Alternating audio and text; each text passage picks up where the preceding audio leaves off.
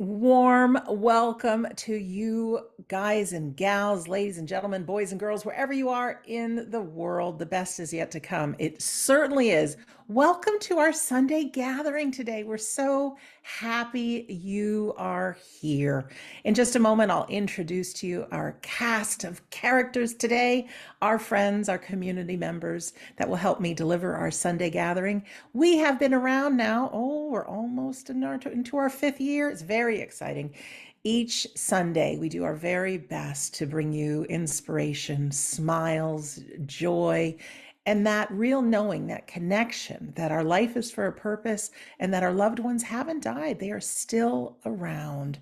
So it is always our pleasure to be serving you on our Sunday gatherings. When it came time to create the Sunday gathering, Carrie and Phil asked our beautiful community member, Cachette Burton, to do our address. So it was up to her, really, what was in her heart to share. And then out of that, we picked the music and everything else that's going on. And this is a perfect day for it. Life under construction, love and grace needed. Some of the toughest times I've had in my life. Someone once said, someone very wise, all is well. This is what life looks like when it's working. Really, truly, things happen in our lives and really treating it with that grace and that ease and pulling together community. So our first announcement today is our dear friend Dominic was meant to be our medium today, and he has some family things happening. And unfortunately, he's not able to be with us today. So if everybody during our healing session or otherwise can just send a little love and healing to his family, that would be wonderful. Joining me today, I have the wonderful Darren Wynn, who, well, a Sunday gathering, if there were to be parents of it, it'd be he and I. God only knows what a child would look like, Darren, if we were to, well, we won't even go there. We're too old anyways. We never talk like this on the Sunday gathering, but this is what life looks like when it's working. But Darren will be doing our prayers today. He'll also be doing our reading and also our healing segment. We have the wonderful Cachette who will be doing our address today. And she, for the very first time, will be doing part of the demonstration of mediumship. So when that time comes, Cachette, we're all going to send you just so much love. She has been a long-time student within our family. And because Dominic is not here, both Tim and Cachette stepped up and said, here we are. So Cachette will be doing our first demonstration and followed by the wonderful Tim Southwell. We love Tim. And if you be on the lookout, I've just recently interviewed him and we'll have that interview for you next week. So with that, I'll be doing the behind the scenes things and the words for the week, the announcements. Sit back, relax. Welcome to our Sunday gathering at number 206. If I missed anything, we'll cover it a little later, but I don't think so. But we're so grateful you're here. So I'd like to pass it over to Darren for our opening prayer and the reading and the healing, please. Thank you for that, Sandra. I don't know what our kid would look like, but I'm sure I'd know be as crazy and nutty as we are, which makes it extra special. So hello to every one of you, each and every one of you, and thank you for joining us today. If you'd like to close your eyes and join me for today's opening prayer. We invite our friends, brothers and sisters from across our lands to join with us here once again today, and each and every one of us will play our part in uniting the two worlds together as one under that banner of We Don't Die. To our dear friends, helpers and loved ones of that world we call unseen, we come together here today united in love, peace and harmony. So we come together once again and allow us to absorb those words, those thoughts and those feelings expressed from your world to ours through the minds of our workers here today, allowing us all those moments of healing, joy and upliftment. As we unite here together today, we do so in the knowing and understanding that country of residence, language spoken, and personal backgrounds and understandings hold no barriers or boundaries to your world. As we come together here today as equals, and we know we will be treated as equals from your world, so we can all come together and immerse ourselves in the wonders and joys of bringing the two worlds together as one, and allowing us once again to be immersed in that unconditional love and that healing balm that emits from your world. Each and every one of us finds it an absolute joy and privilege to walk hand in hand, side by side with your world. And each and every one of us does to the best of our ability and the best of our understanding. And we truly hope we can make you proud here today and truly make a difference within this world. As we open up our Sunday gathering here today with our theme Life Under Construction, we do so with smiles upon our faces, positivity within our hearts and minds, and we offer you love in abundance so that we can truly create that perfect meeting ground in which the two worlds can come together as one.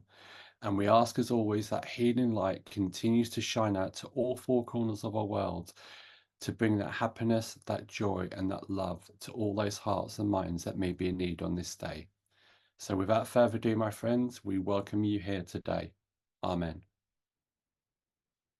Okay, I'm now going to go into the into the reading, sorry. See, I told you our kids would be mad.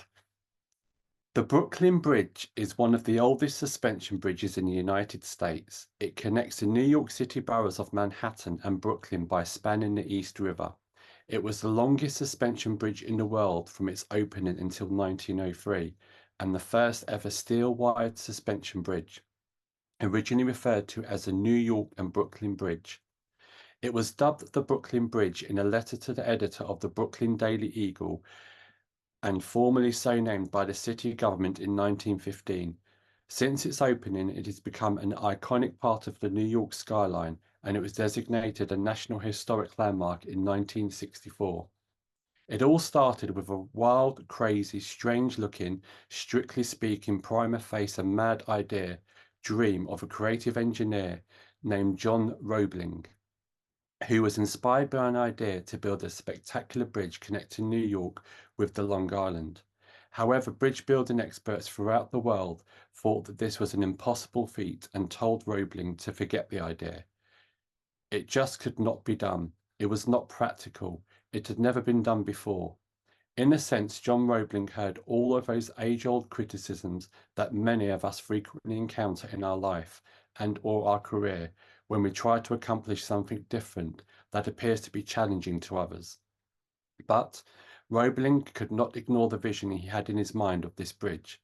He thought about it all the time, and he knew deep in his heart that it could be done. He just had to share the dream with someone else. After much discussion and persuasion, he managed to convince his son Washington, an upcoming engineer, that the bridge in fact could be built.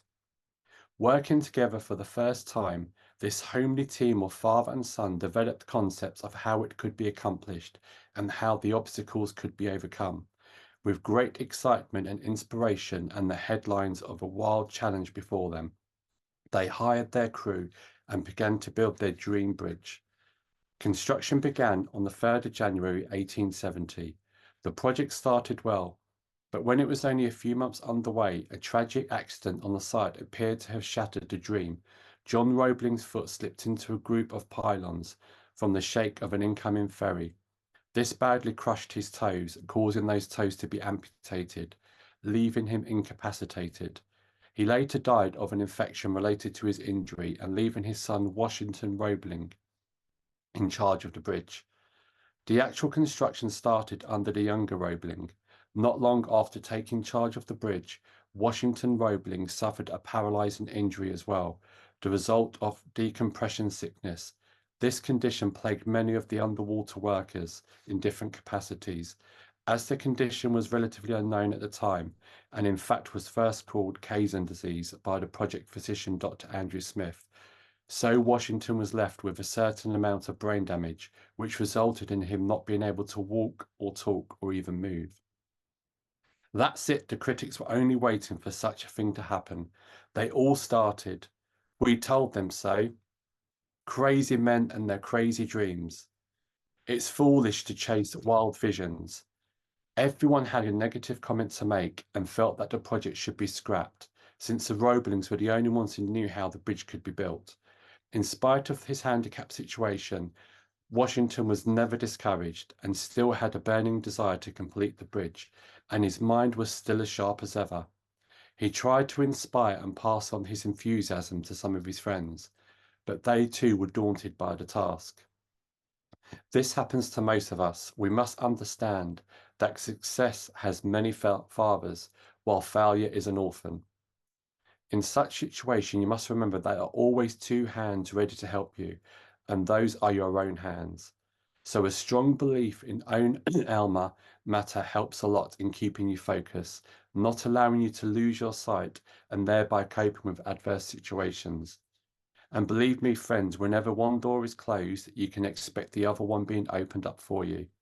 If you have the vision to recognize it, you should not lose faith in own self as well as the Almighty, as he might have thought a better way or option for you. As he, Mr. Washington, lay on his bed in his hospital room, with the sunlight streaming through the windows, a gentle breeze blew the flimsy white curtains apart, and he was able to see the sky and the tops of the trees outside for just a moment. It seemed that there was a message for him not to give up. Suddenly, an idea hit him. All he could do was move one finger, and he decided to make the best use of it. It was just similar to visualizing a silver line in the midst of dark clouds, and imagine whom he thought of as a possible helping hand. She was none other than his better half, Emily Warren Roebling, who was determined to stand by her husband in all circumstances. Then it was this lady's devotion, unquestioning loyalty that made the entire Herculean task more manageable. Ironically, most history books cite Washington Roebling's father, John Roebling, and Washington Roebling as the bridge's builders, maybe because of male dominance or jaundiced mentality of misunderstanding females' contribution.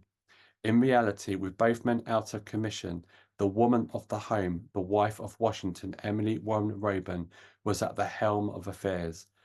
The Brooklyn Bridge might not have been built, but it had not been for the assistance of Emily Warren Roebling, who provided the critical written link between her husband, Washington Roebling, and engineers on site under her husband's guidance. Emily had studied higher mathematics and calculations of quaternary curves, the strength of materials, bridges specifications, and the intricacies of cable construction. She spent the next 11 years assisting Washington Roebling in the supervision of the bridge's construction.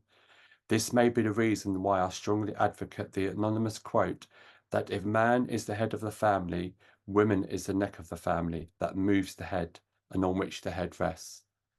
By moving this finger, Washington started exchanging with his wife and slowly developed a code of communication with his wife.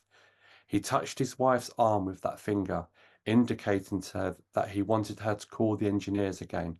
Then he used the same method of tapping her arm to tell the engineers what to do. It seemed foolish, but the project was underway.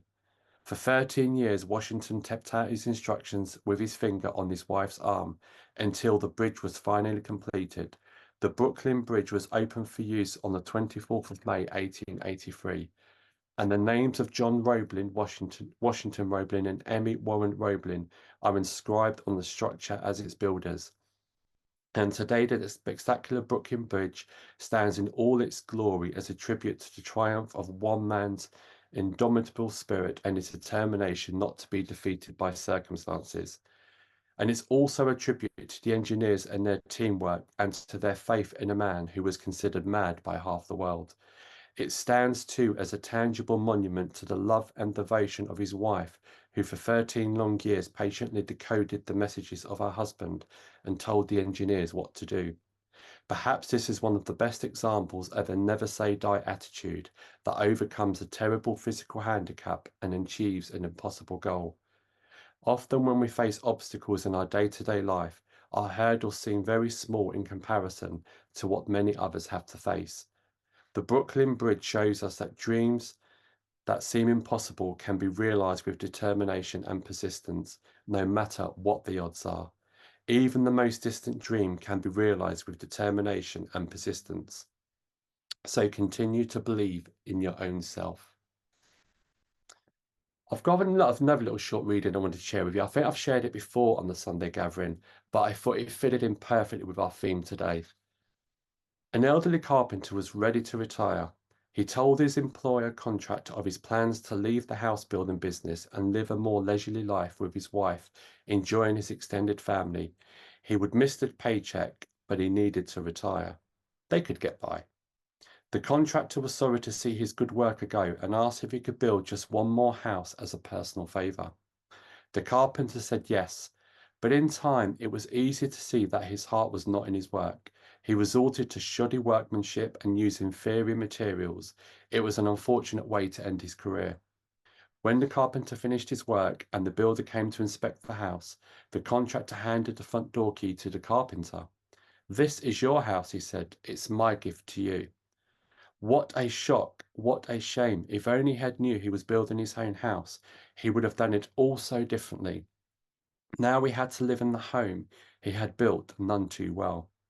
So it is with us, we build our lives in a distracted way, reacting rather than acting, willing to put up with less than the best. At important points, we do not give the job our best effort. Then with a shock, we look at the situation we have created and find that we are now living in the house we have built. If we had realized, we would have done it differently. Think of yourself as a carpenter. Think of your life as a house.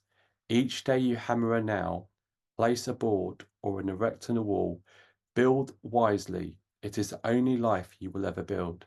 Even if you live for only one day more, that day deserves to be lived graciously and with dignity. The plaque on the wall says, "Life is a do-it-yourself project. Your life tomorrow will be the result of your attitudes and the choices you make today." And I thought for me that fitted in quite perfectly with today's theme. And I just got like a little quote here I found as well. I've quite, yes, it kind of hit me when I've read it. A German once visited a temple under construction where he saw a sculptor making an idol of God. Suddenly he saw a similar idol lying nearby. Surprised, he asked the sculptor, "Do you need two statues of the same idol?" "No," said the sculptor without looking up. "We only need one, but the first one got damaged in the last stage." The gentleman examined the idol, but did not find any apparent damage. "Where is the damage?" he asked. "There is a scratch on the nose of this idol," said the sculptor, still busy with his work. "Where are you going to install the idol?" The sculptor replied that it would be installed on a pillar 20 feet high. "If the idol is that far up, who is going to know that there is a scratch on the nose?" the gentleman asked. The sculptor stopped his work, looked up at the gentleman, smiled, and said, "I will know it." The desire to excel is exclusive to the fact whether someone appreciates it or not. Excellence is a drive from the inside, not outside. It is not for someone else to notice, but for your own satisfaction and efficiency. Don't climb a mountain with an intention that the world should see you. Climb the mountain with an intention to see the world. And we now go into the healing segment, and we've got one of my favourite songs from my childhood years, Hero by Mariah Carey. So what we're going to do now, we're all going to sit and blend for that healing power. And we're going to try and be the heroes for other people today. And that's heroes in giving those people the support, giving them the help, giving them the love, and giving them the happiness. And let's show these people that hope will never die. Hope will always be there. So as you listen to this song, feel free to watch the video or close your eyes. But let's just send our thoughts to all those that are in need on this day.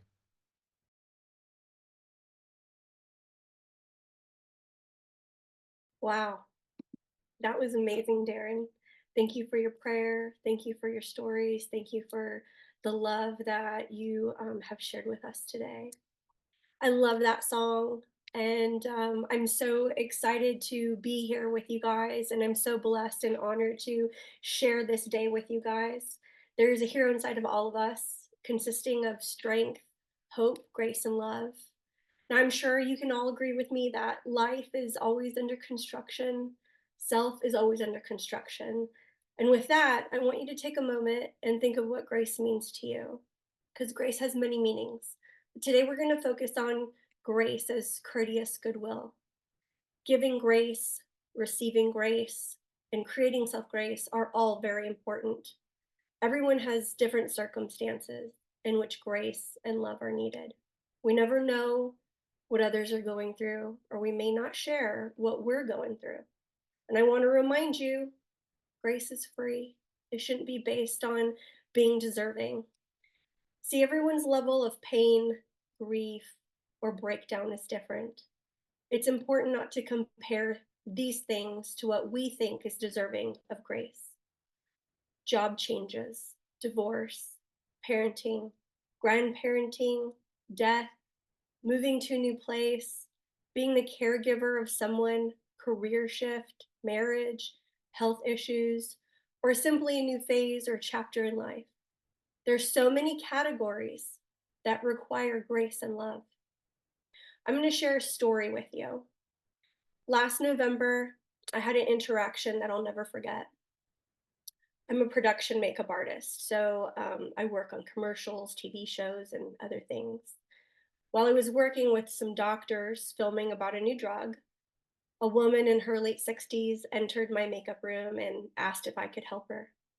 Now, she wasn't going to be on camera. I wasn't aware of who she was, but she seemed really frazzled and in need of my services, plus a little love. I said, sure, come on in and sit down. So we're going to call her Mary for this story. As I proceeded to put a cape on Mary to protect her clothes, she was staring at the door. She kept looking back at it. She seemed concerned that someone would walk by and see her since she wasn't going to be on camera. I asked if she would like me to close the door for privacy.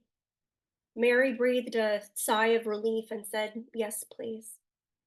After I closed the door, she proceeded to tell me that she came from out of town. She was running behind this morning. Her driver was late. She didn't have time to fix herself, and she left her makeup in the hotel. I said, honey, we all have days like that. No problem. I'll fix you right up, and I'll be quick about it. As I started to do her makeup, I was making light, pleasant conversation, or so I thought, because that's usually my job to make sure that people feel comfortable before they go on camera, or just feel comfortable when they're sitting with me. So, since the holidays were approaching, I asked about the holidays. Seems safe enough, right? She starts to tell me she didn't have plans for the holidays. In previous years, she was the sole caretaker for her parents, and her last living parent had just passed away 6 months ago. So I gave my condolences and proceeded to try and comfort her. As I was doing this, she started crying, and I thought, oh no, not the makeup, because we were almost done. And in the same token, I felt for her pain. So I cleaned her up. I tried to cheer her up by making suggestions of what she could do this year different, such as going on a trip with someone, going on an adventure, and making new memories. Go with girlfriends, unless you have a partner or companion you'd rather go with. She said she had a boyfriend for 18 years, and just recently he just upped and left out of nowhere. Then the sadness and tears again. I thought, oh Lord, I have really dug myself the deepest hole ever. First the parents, then the boyfriend. How do I make this better? I've never had casual conversation go bad so fast. I thought to myself, do I even say anything else at this point? Honestly, I couldn't let her leave the room feeling down. So I decided to open my big fat mouth again and say, now that your parents are no longer with you, have you thought of things that you've been wanting to do for yourself but weren't able to? Like maybe taking up yoga, going on vacation, going to the spa and getting a massage, going on a cruise, taking up painting, reading some books. She said she hadn't really thought about it and hasn't been in the frame of mind to do so. So I proceeded to say, I get it. Last year I lost my joy. I lost my inner sparkle. I didn't feel that zest for life I normally had. So instead of a New Year resolution, I picked a word I wanted to achieve, and my word was joy. So after many months of feeling down, I decided not to be so hard on myself anymore and show myself some grace. I proceeded to explain now I'm on a mission to find my joy again. I wasn't sure when it left, where it went, or how to find it, but I was determined to dig it up. You see, I do things that bring me joy. I have friends that bring me moments of joy, but their temporary fixes is something deeper I misplaced. And I say misplaced because not all that is lost is gone forever. Sometimes we just misplace it. We set it down, don't remember where we left it, or we push it aside over and over again so it appears gone. She said, I really like that. I too have lost my joy. And finding what brings me joy sounds really good. At this point, the tears had stopped. Her makeup was done, her hair was done. She had a twinkle in her eye, a deep breath of release, and a shift in her mood. She stood up, and I asked if I could give her a hug.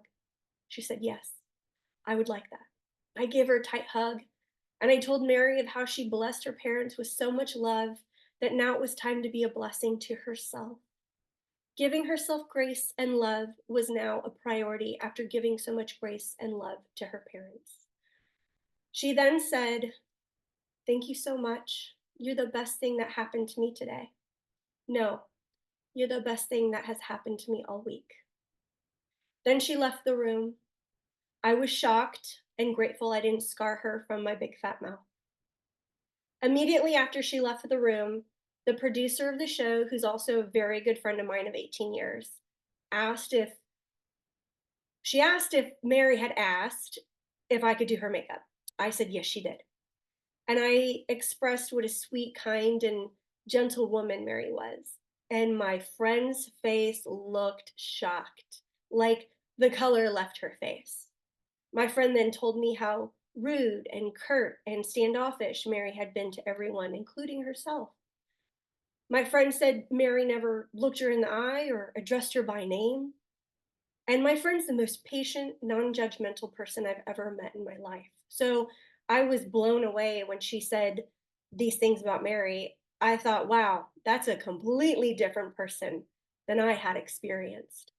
So I told my friend in confidence about what had transpired. And she said, I'm so glad that she had a moment with you. I said, maybe she just needed some grace and love. And maybe tomorrow something will shift. So the next day, we're about 4 hours into the workday, and my friend comes into the room and expresses how Mary is looking her in the face, calling her by name. She's not so angry. She even saw her crack a smile for a moment. I thought, wow, Mary's life was under construction, and she was under construction. She was rebuilding everything she knew about her physical surroundings and her inner self. I learned so much from that experience. I will never forget that for the rest of my life. Don't judge a book by its cover. You never know what people are going through, and people show you what they want to show you in the moment. We show others what we want them to see in the moment. And finally, how much grace and love can shift everything. There was a lot to learn. Now, if you want grace, you need to extend grace. You need to speak to yourself kindly and others kindly. It's also like having a checking account. If you make deposits into the grace account of others, you will automatically grow your self-love and grace account. How you are treating others is a reflection of how you're treating yourself, and how you treat yourself is how you treat others. Being willing to extend and give grace will be a mirror image of what you receive in ways you didn't know receiving was needed. Giving grace to yourself may look like setting boundaries and saying no. Because let's be clear, giving grace and love doesn't mean bending over backwards for people or allowing people to take advantage of you. Sometimes it's saying, I want to do what I want with my time, how I want to do it. Be it taking 15 minutes a day to stop, take a deep breath, think about something you're proud of. Maybe go for a walk, play golf for the first time in 4 years just for fun, or telling yourself how talented you are. Giving yourself a compliment. When was the last time you told yourself something nice? I bet you can't remember. Like, I'm a beautiful soul. I love my charisma. I'm worthy. Or maybe I don't have to be perfect. I'm doing my best, and that's enough. Maybe you're depressed. Give yourself some grace and say, that's okay. I'm going through a tough time and don't have to put on a show for people. Self-grace includes being patient with self when things are under construction. Transitions can be difficult. We aren't always aware of how we're going to respond and react to shifts in life until it happens.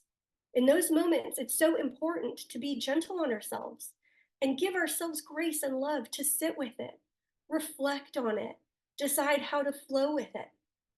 So often we feel like we need to push through, deal with it later, or not validate how we feel. How you feel is important. How you process it is important. Where you're headed from that point of shift is important. Give yourself permission to give yourself grace. Just like the story Darren told with the gentleman and the perseverance and the grace. Giving self grace also means receiving grace, allowing others to be there for you. Some people have a tendency to push others away when they're needed the most. Let someone take you for lunch, let them join you on a walk, or tell them you need to talk but don't want to hear their opinion. You just need someone to talk to. It's okay to tell people you need a little space and need some grace and love during this time. I myself am very independent and stubborn. Many times I've been through something difficult and worked through it on my own because I felt alone or I was alone. Just like Mariah Carey said, sometimes you got to be your own hero. When you feel like hope is gone, you decide to carry on. We are our own heroes at times. I'm not used to sharing my struggles, and I can't fault people for not being there for me if I'm putting a guard up. I can't expect people to read my mind or know what I'm going through if I don't share. I've been with my husband for almost 15 years, and he's been witness to many difficult times. He often offers to help, and most times I say, I got it. I can do it. Don't worry, I'll handle it. When in fact, I do need the help, and it would be nice to receive the help. After so many years of being stubborn and having my guard up, at some point I finally said, yes, please help me. And it's been a blessing to receive grace when I didn't think I needed it. I absolutely needed it. So give yourself permission to receive grace from others as well. Now, I also want to remind you to not be a self saboteur. This means don't sabotage yourself if something didn't go as planned. Maybe you took a leap of faith on someone or something and it didn't turn out as you had hoped. Give yourself some grace that you made what you felt was the best decision in that moment. Don't be so hard on yourself for doing your best. This applies towards people in your life as well. Maybe you have different standards than someone else, and you don't like how they handled something or life choices they made because you would have done it differently. Well, guess what? Maybe they're doing or did the best they knew how within their parameters. Showing grace goes a long way. And grace doesn't have to be when something is wrong. It can be given and received at any time in life. Maybe you know someone who has 4 kids and you know they're overwhelmed. Take them a meal. It doesn't have to be fancy or expensive. It can be a casserole, a lasagna, a soup, or give a random person a compliment in the store. Tell them how beautiful their scarf is or how nice their shoes are. Or smile and share what's on your heart. Maybe call someone, tell them you were thinking of them, how amazing they are, and to have a great day. You never know. You could be the best part of their week. So remember, when you make deposits into the grace account of others, you're automatically growing your grace and love account. Also, by contributing to your self grace account, you'll have enough deposits so you'll have something to share. And while life and self is under construction, things don't always have to be controlled, regimented, or perfect. Everyone's going to handle situations differently, and that's okay. That's where grace comes in. As life and self will always be under construction, take some time this week to give yourself grace and someone else grace. It's a language of love. Thank you for sharing your time with me, and I hope you guys have a blessed week. Kashette, thank you so much. Ladies and gentlemen, she can't hear us clap, but she can see that raise hand button. Let's all press for Kashette. What beautiful words, Cachette. And I know from myself, they struck home with me, and I know they did with others. Thank you, and thank you. Not only for your beautiful address, but coming up with our theme today, sharing the awesome music, and just by having that loving heart you do. You shine brightly, and it really is our privilege and honor that you are with us today on our Sunday gathering. So, my friends, we are going to move into our demonstration of mediumship. And if you didn't join right at the beginning, our friend Dominic cannot be with us today. He needs to be with his family today. So, we send his family some love and definitely some grace. I was reminded when Cachette was talking, an expectation left unfulfilled leads to disappointment, but a possibility left unfulfilled leads to another possibility. I went out grocery shopping just before our Sunday gathering, and this thought came out of nowhere. What if at some time our medium couldn't demonstrate? What would happen? And I thought, oh, that's interesting. I've never thought of that in 206 weeks. I said, well, I'd probably reach out to everyone I can. And if that doesn't happen, well, Darren and I will do a lot more talking, right? So that just went into my mind. I came home from grocery shopping and I had left my phone at home, and there was a message, and our dear friend Dominic needs to be with family. So I thought, isn't that strange? I just had that thought, right? Yeah, we are all psychic friends. And so how wonderful is it that not only Tim stood up from our community and said, I'm here, but Cachette, who has been a long-time student in Carrie and Phil's medium classes, says, I've never done this before, but I'm willing to try. So here's the possibility of these two wonderful souls having an opportunity to bring through loved ones. So Cachette and Tim, mwah, big kisses from all of us, and we're really appreciate you. We really do. If this is your first time on our Sunday gathering, or you've been with us before, I'll let you know how our medium demonstration goes. So today you see myself and Darren and Cachette, and in a moment, Tim. We are all your representatives here, speaking on behalf of you guys and gals from wherever you are today. We're the people here on earth. During our Sunday gathering, we will get some representatives from the spirit world, speaking on behalf of all of our loved ones, that they are very much alive and still part of our lives. So with that, Cachette and Tim will invite those who wish to work with them to present themselves, and our loved ones in the spirit world will use their memories, their thoughts, their feelings, maybe even their sense of smell and tastes and music. Who knows how it will go? And they will give a few initial bits of information about the spirit person that is working with them. We want you to listen in, to be on the edge of your seat. And if you understand the person they just described as a person you know that no longer walks this earth, we want you to press your raise hand button. Okay, now I know everybody just pressed their raise hand button for Cachette, but if you want to have some more practice and see what happens, goes raise hand, lower hand, raise hand, lower hand. Just see how that works. Okay, so why is this important? Because sometimes there's more than one person that can take the initial bits of information. So Cachette or Tim will continue to work so that we get down, ideally, to one hand being raised. If that person is you, I'm going to press a magic button on my side. You'll get a pop-up on your screen that says host would like you to unmute. And at that point, you will see the unmute button. You can't see it right now, but you'll see it then. When you work with a medium, whether it's on a Sunday gathering or any time, it's important to let the medium work. Unfortunately, in the world, there's a lot of overpriced mediums that don't deliver. A lot of people don't believe in mediumship. They aren't very well trained. And I think part of this is because the medium says, hey, I got a dead guy with me. Who am I talking about? And asks you to supply the information. No, not here. We want our mediums to do the work. So what we'd like you to do, if you have an opportunity to work with our medium, is let them work with the person in the unseen world. They'll give information, and all we need from you is a yes, no, or I don't know. Yes, like, oh, yes, that makes sense. That's true. Yet no, like, I don't know, that doesn't work, which is fine. No simply means new opportunity. all right, for them to work. Or if you don't know, you don't know. So yes, no, and I don't know. That's pretty much how it goes. Our Cachette and Tim, oops, I keep hitting my microphone. Sorry if you hear a noise there. I'm just excited. Cachette and Tim are volunteers here today, and they will do their very best to speak on behalf of loved ones.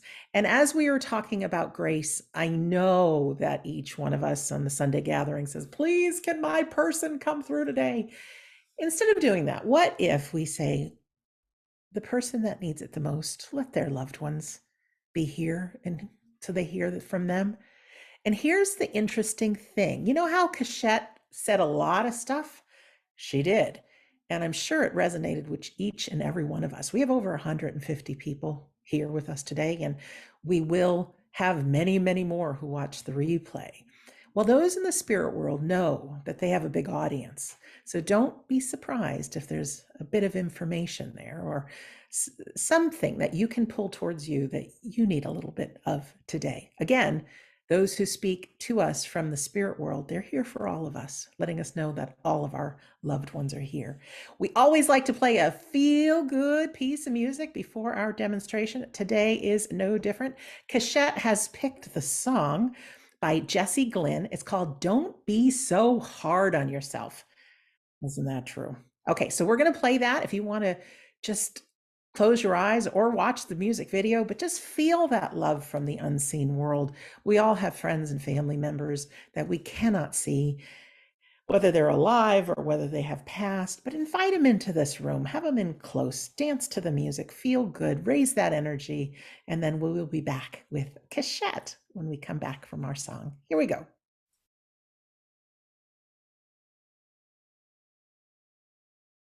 Well, it says welcome Dominic, but we know that means welcome Cachette and Tim.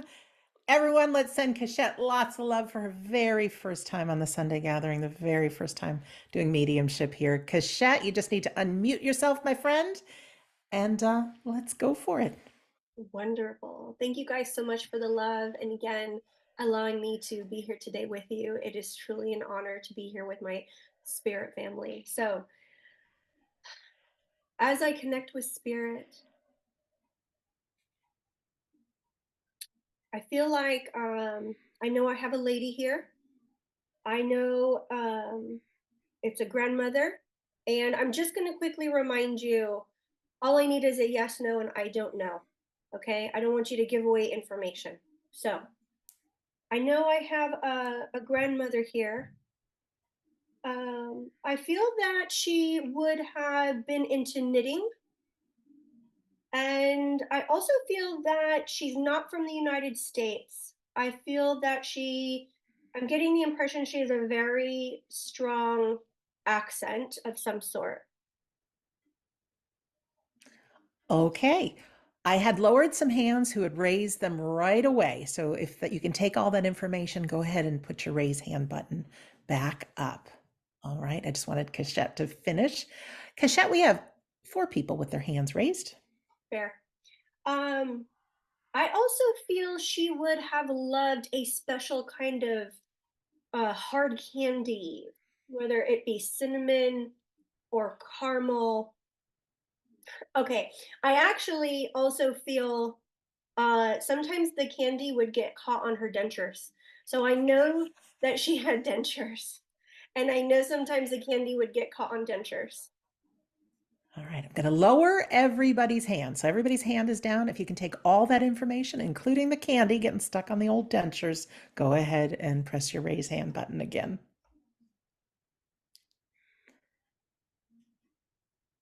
So I'm going to repeat myself. I know I have grandmother here. I know that she really loved to knit. I know that she loved hard candy. And I know that you know she would have dentures. Now, whether you knew the candy would get stuck, not sure, but she would have dentures. We have, oh, Veronique and Kathy. Oops, I accidentally just unmuted somebody here. And also, I know that she was not from the United States. All right. So we have 3 ladies with their hands raised. A reminder, you have to take 100% of that information to keep your hand raised, okay? including the hard candies getting stuck on the dentures. All right, we have Kathy and Fusan that have their hands raised. Okay.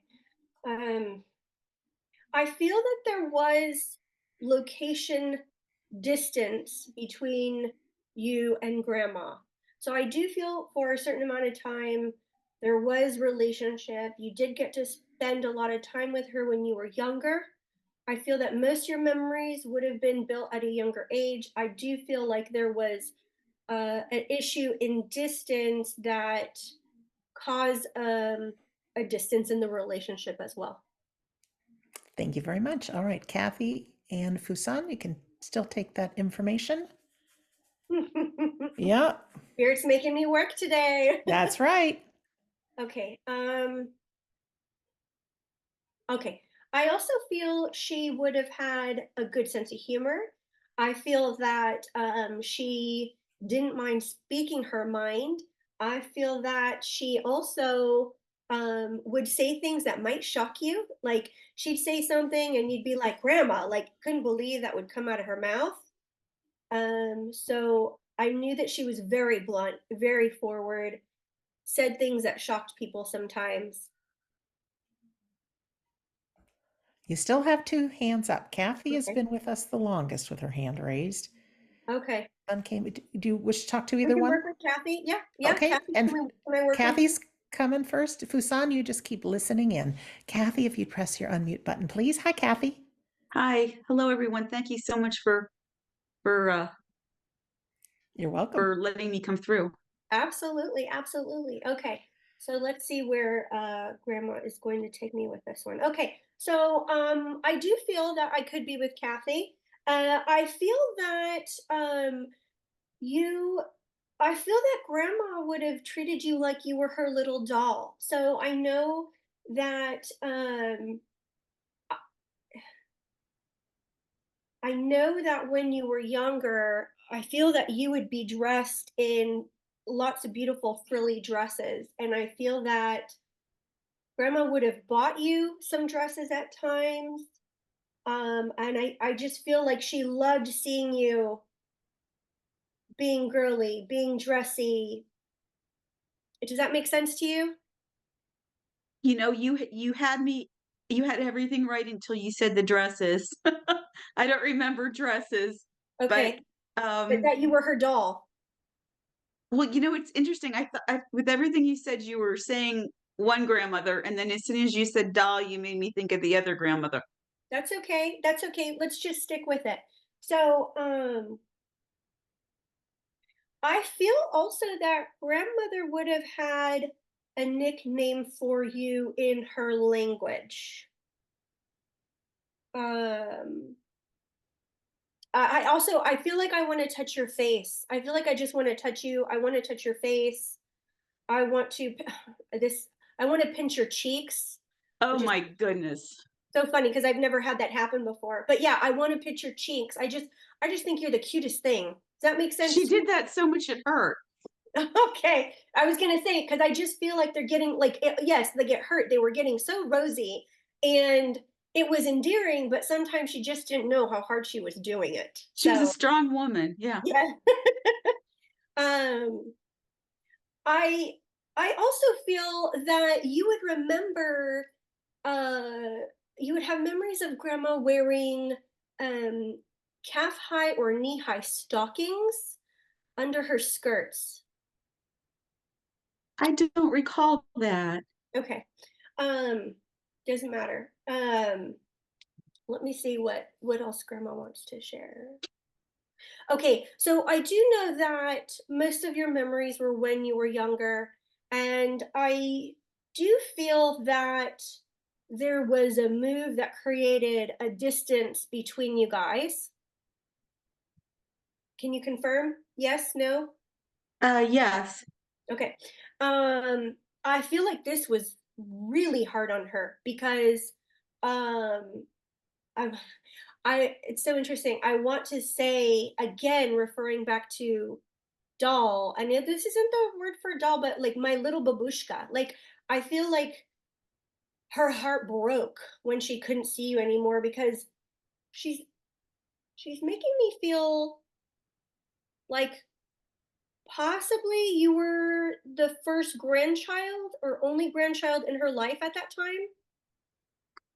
So I wonder if you've got both of my grandmas there, but I was the first granddaughter for Oh, okay, one. granddaughter. Sorry. Yes, first granddaughter. I could have both. I could have both. That happens sometimes. I very much could have both. Um, so yes, you were the first granddaughter. Okay, great. Thank you for validating that. Um, and in regards to distance, are you saying that you ended up distancing from both?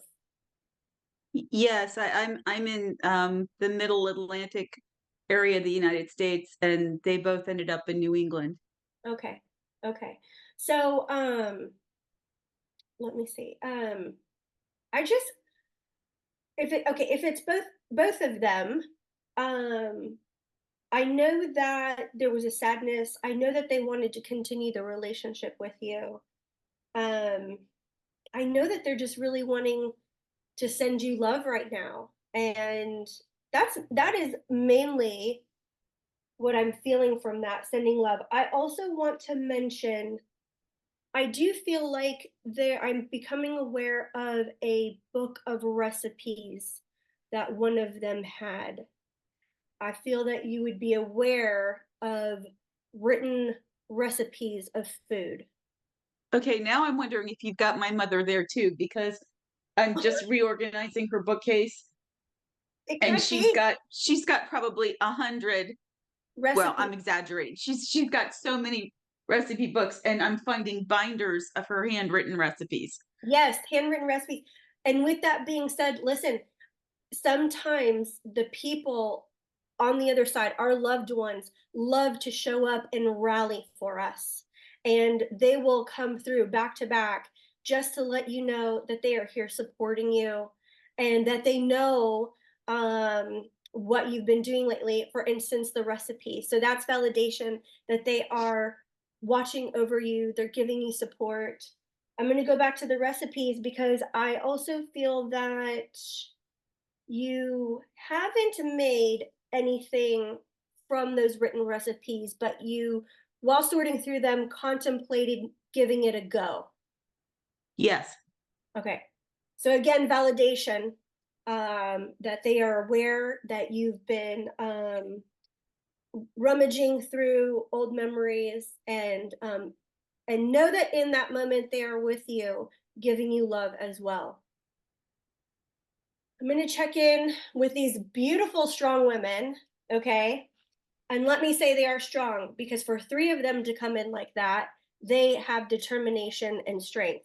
And with that being said, I want to share that message of determination and strength because you have it in you as well. And sometimes they are making me aware that sometimes you question your determination and strength. And sometimes, going back to my speech, sometimes we misplace something. We misplace our determination and strength. And I feel like they are stepping forward to remind you of your resilience, your determination, your strength. And whatever you're going through at the moment, reminding you to pick up those bootstraps and the strength of these amazing women, the things that they've told you, the stories they've told you, the hardships that they've shared with you to prepare you for this life. I'm not being shared what's going through with you, and that's okay. It doesn't need to be shared. What is important is that these three women are rallying behind you and just reminding you, you are strong. You can do it. And don't forget, they are standing right behind you, giving you love, giving you hugs, and helping you push through.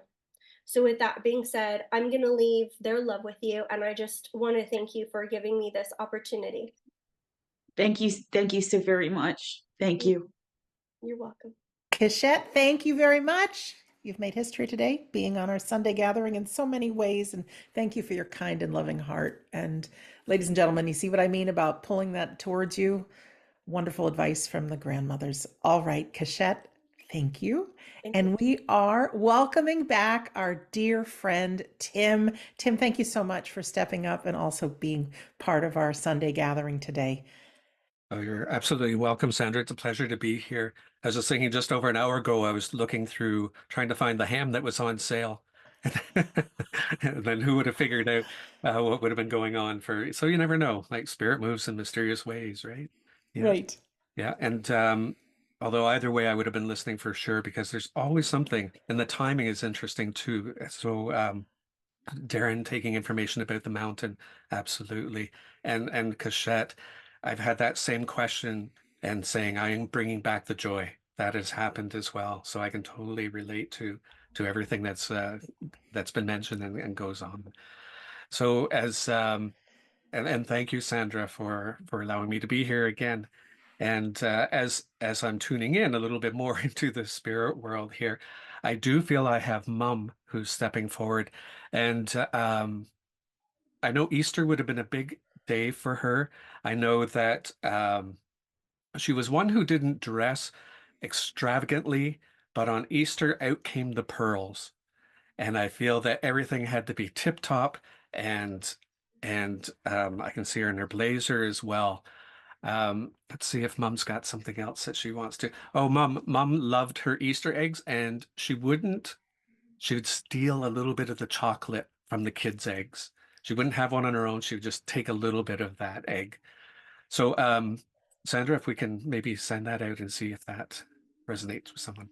Thank you very much. All right, friends, who does this information make sense for? Please press your raise hand button.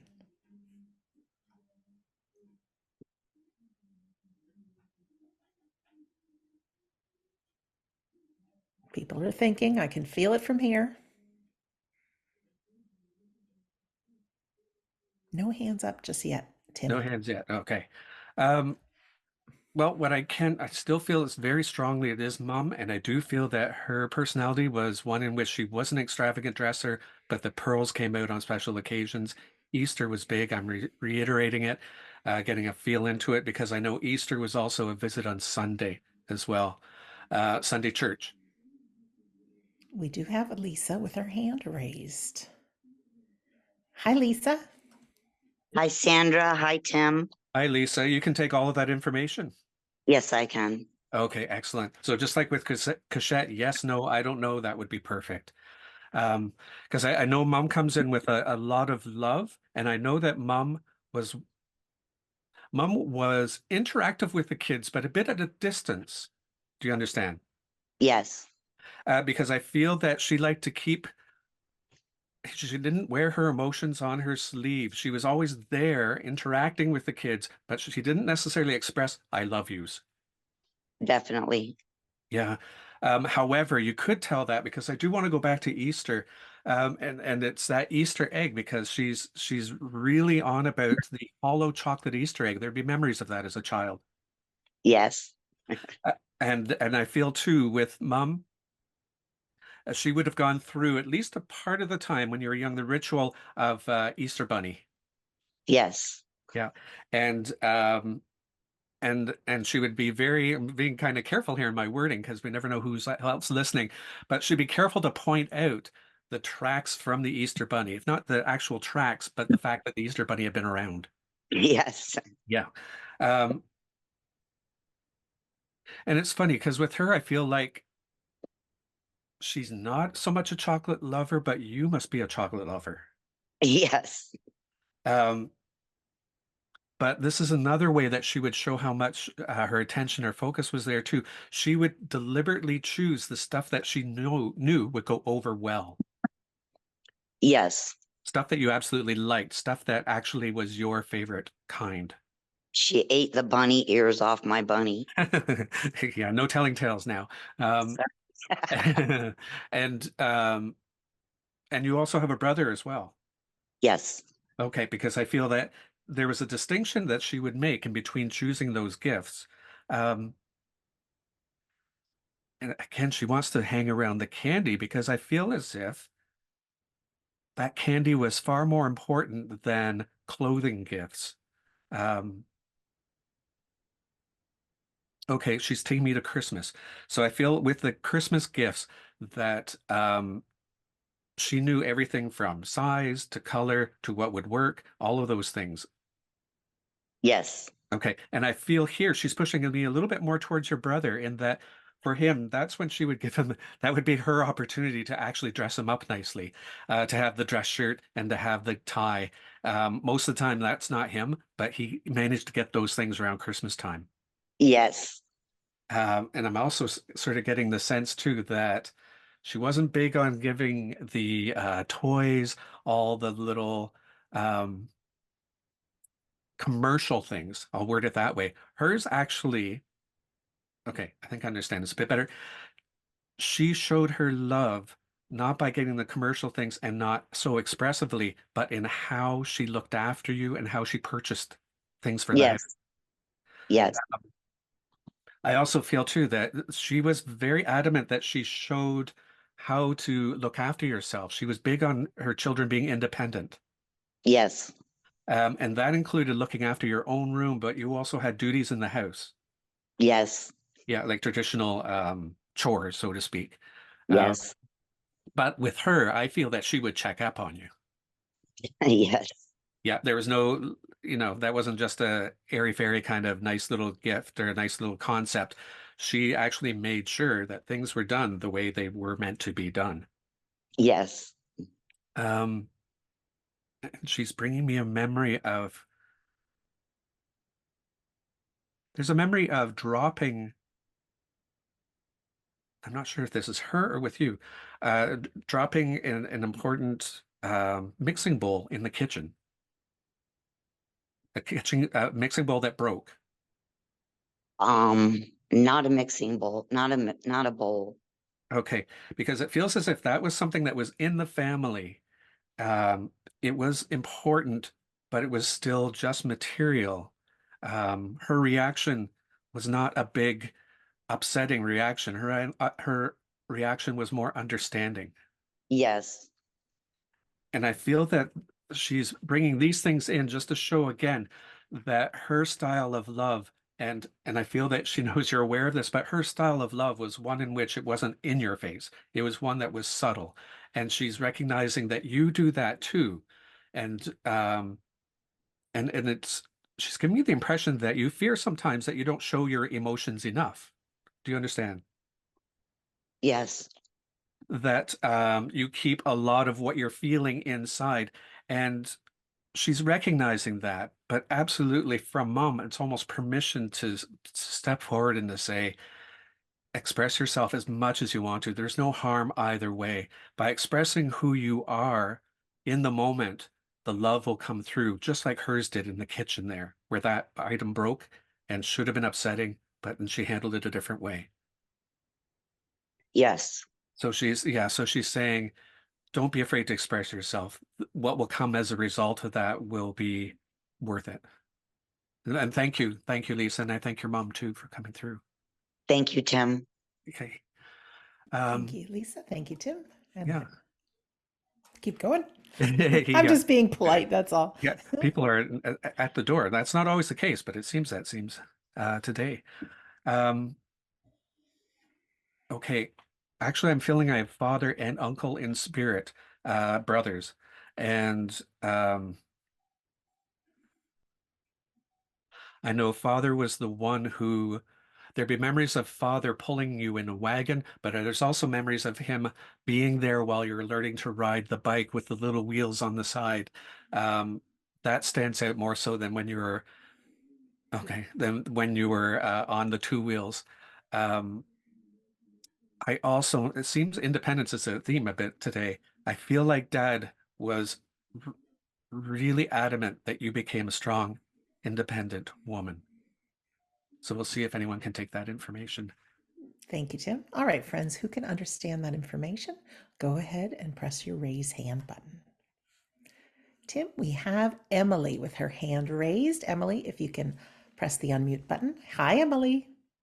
Hello, Sandra. Hi, Tim. Welcome. Hi, Emily. How are you doing? I'm well. How are you? Good, thanks. And you can understand all the information so far. Yes, the only thing that isn't 100% accurate is uncle is there, but they're not brothers.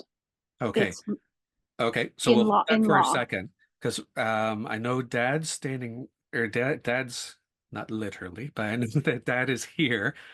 So we'll work with Dad for a bit, and we'll see if I'm on the right track here. Um, because he's taking me right to that bicycle moment, and there's that moment in which um, I'm feeling from him that you took off on the two wheels on the bike and left Dad behind because you were doing absolutely fine. You were sailing away. Yes. And I know too that that's indicative of several points in your life with him because I feel that he would set things up for his kids and then take a step back to let you take off with it. 100%. Okay, and I'm just popping in with the uncle for a little bit too. Um, it feels as if Dad did step up to help this uncle, though. He needed, and it feels financial. If not financial, then it's business related support. Not 100% I would know that. Okay, that's okay too. I'll just kind of hang on to that for a little bit and talk about Dad a little bit more to kind of get into him. I feel too that Dad was okay. Dad spent a lot of time at work, Yes. and that there were many times in which he wasn't available because of work specifically. Yeah, I would say yeah to that. And he's drawing me more towards the late afternoon time slot, so that it's he's giving me the impression that um, on good days he could be home before supper. Otherwise, you'd be seeing him at supper. Yes. Um, and I also too feel your dad wasn't one that expressed a lot of what he was thinking, his emotions to you. Yes, 100%. Okay, because there, I'm getting the impression there, which unfortunately is not evidential, so to speak, but there is that feeling from him of his wish it was the other way around over those dinners. Those were valuable times after school for you, after work for him, and he did the work and the extra time at work, not because he was not wanting to be home, but he had to. Does Yeah, that make that makes sense. okay? Um, Now, I know Dad too was quite a reader. He liked to read when he was at home at the Yep. rest. Yeah. And some of his books were quite um, they're intellectual. What I'm feeling here is that the words are quite are quite intellectual, um, but they're still fiction. I think so, yes. Um, and I feel that that was his outlet. It was his quiet time or quieter time because Dad is a quiet person normally. Yep, absolutely. But I also feel that Dad was the one that would speak up in the family when the rules had to be laid down and reminded of more so. Yep. Although I don't feel it was in his nature to raise his voice. And in fact, it was far scarier when he started to raise his voice because it was so unusual. Yes. Yeah. Um, but and the feeling from him is it rarely had to occur, especially in your direction. Yeah, I would say yes. Yeah. Um,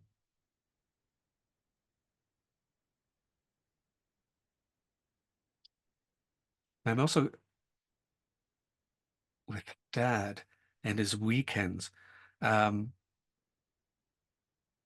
You'd understand Dad spent a fair bit of time outdoors on his weekends. Oh my God, yes. Yeah.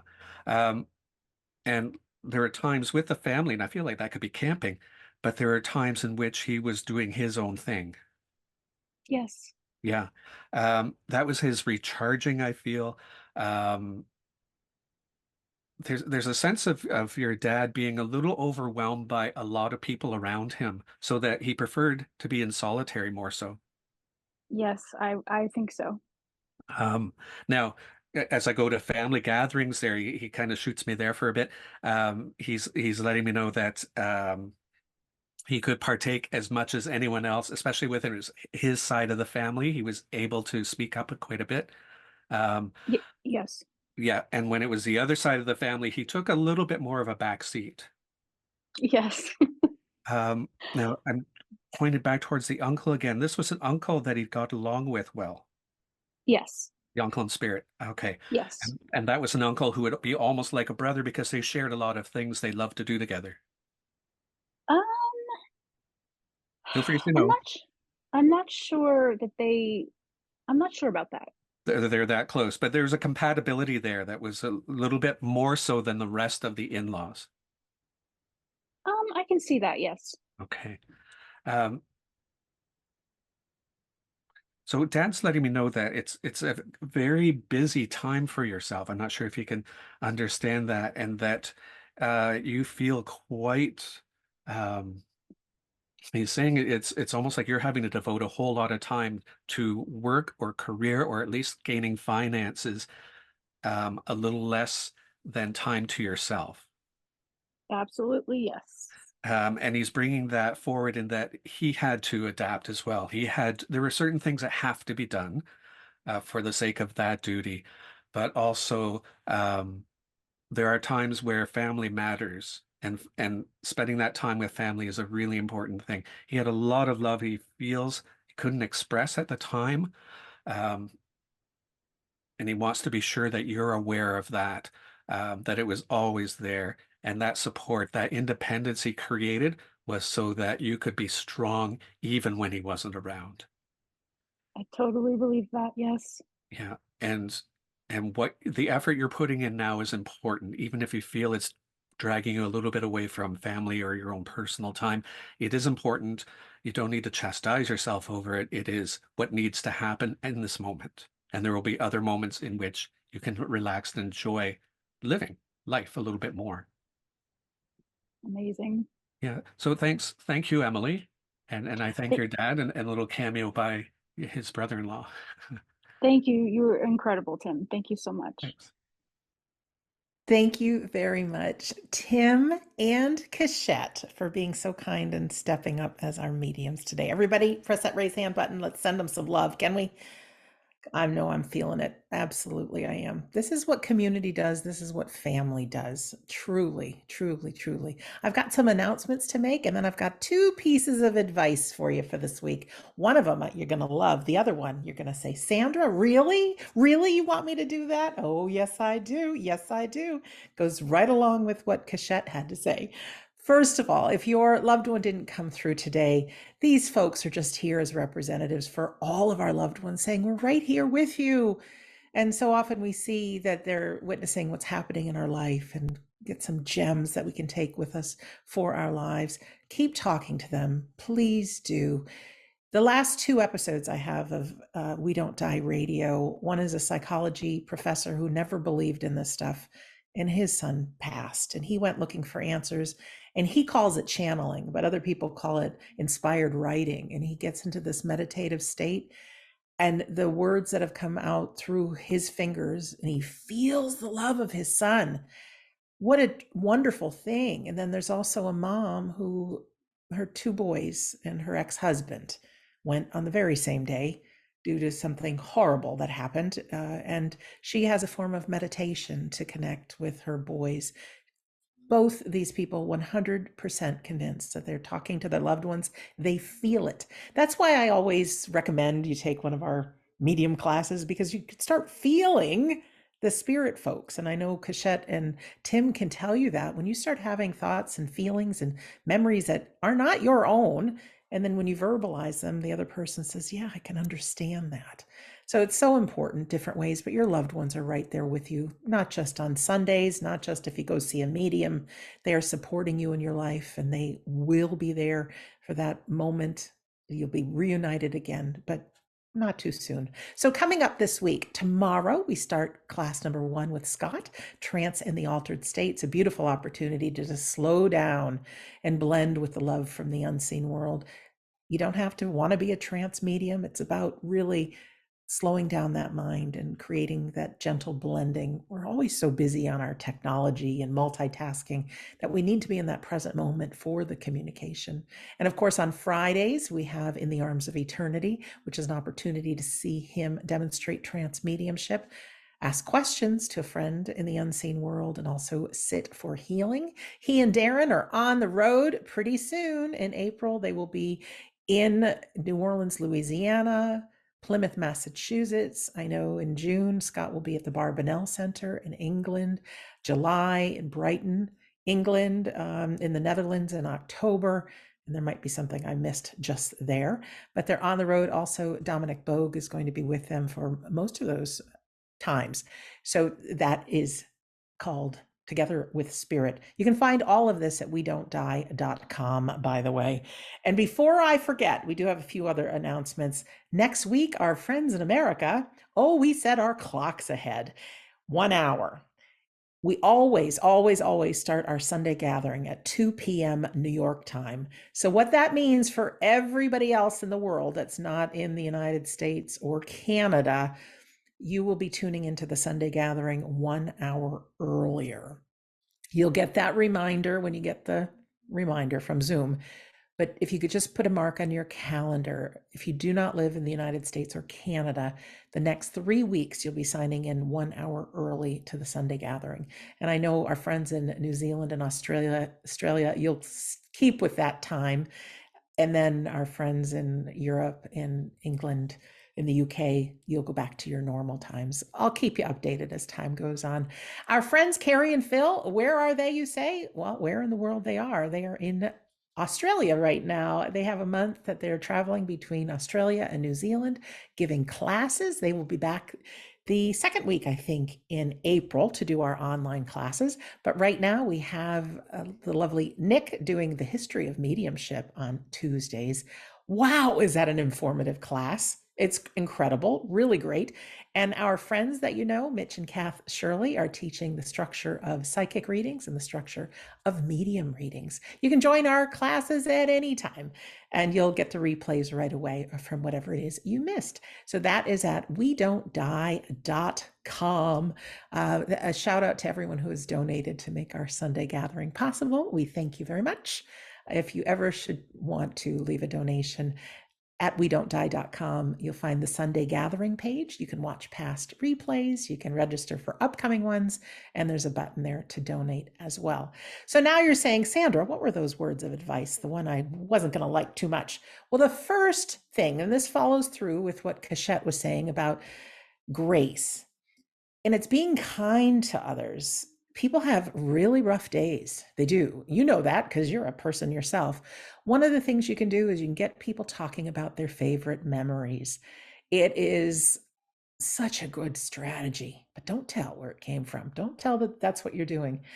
But no matter how people are feeling, you can always tune them up one level by just asking them to recall whether it's the birth of a child or when they graduated or when they met their spouse or a favorite vacation spot. You know, if you can just kind of get into one of those conversations, suddenly they're pulling up past memories and they're smiling and they're sharing good things. And then it's a ripple effect, because then they'll ask you, well, where's the most favorite place you've traveled? And then suddenly you're on a beach in Gran Canaria or wherever you may be. So that is a gift you can give someone. You can give compliments, be kind. Now, the other thing that I said you may not like is the concept of give up being right, even when you know you are. Haha. Give up being right, even when you know you are. How many times have we all been so opinionated and we know we are right? Well, that's great, right? But the other person feels they are right. So what happens? It's like two fists coming together and you get nowhere. When that happens, people keep digging up for more reasons they're right, but the other person's not listening. So my most favorite fortune cookie I ever got was see life from the other person's perspective. So when you give up being right, what that looks like is saying, oh, tell me more about that. Oh, I hadn't seen it that way. Oh, what makes you think that? Be open, because you never know. So instead of doing this, you're actually doing this, which leads to this, and you can keep a relationship intact.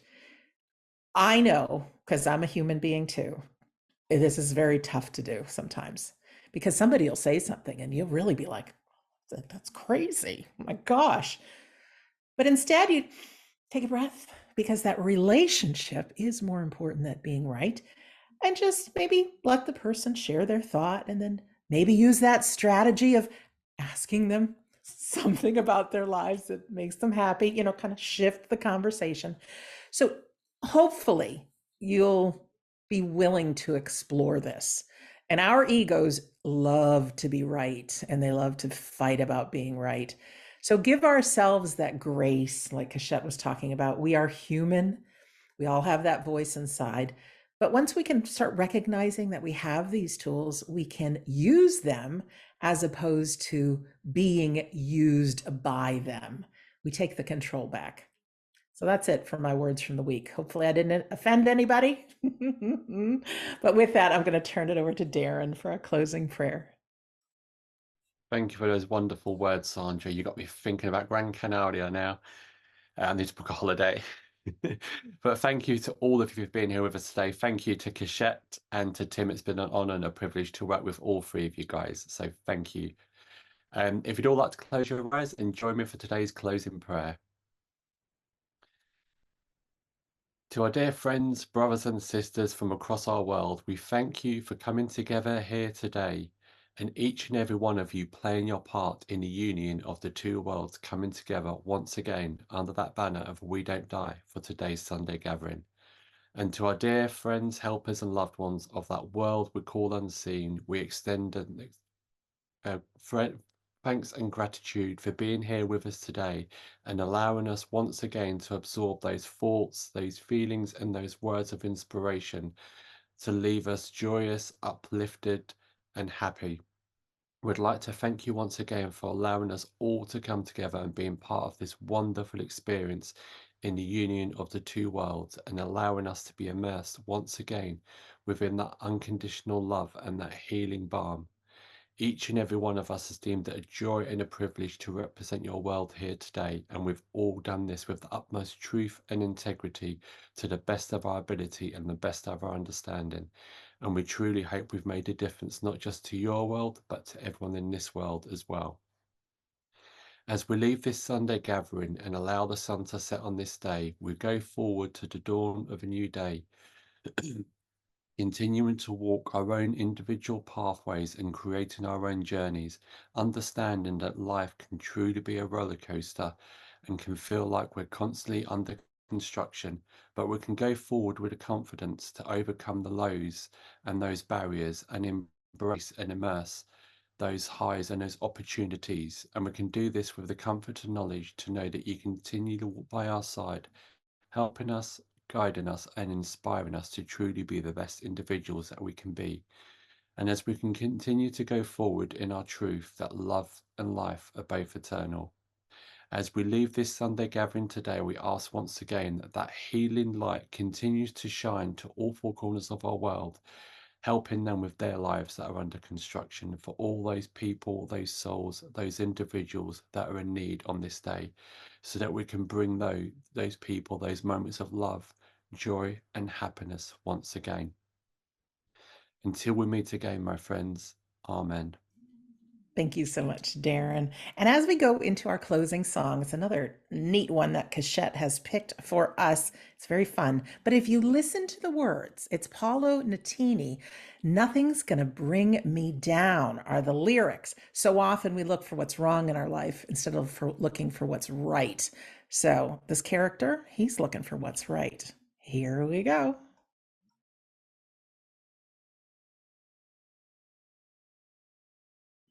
Nothing's going to bring us down, is it? Oh, no, it's not. Thanks again to everyone in our community, our friends in the spirit world. We know you're here with us as well. And to Darren and Tim and Cachette, mwah, love you all. Thank you so much. Americans and Canadians, remember to set your clocks ahead next Sunday. Everybody else, tune in an hour early. We love you. We'll see you next week, if not sooner. Bye.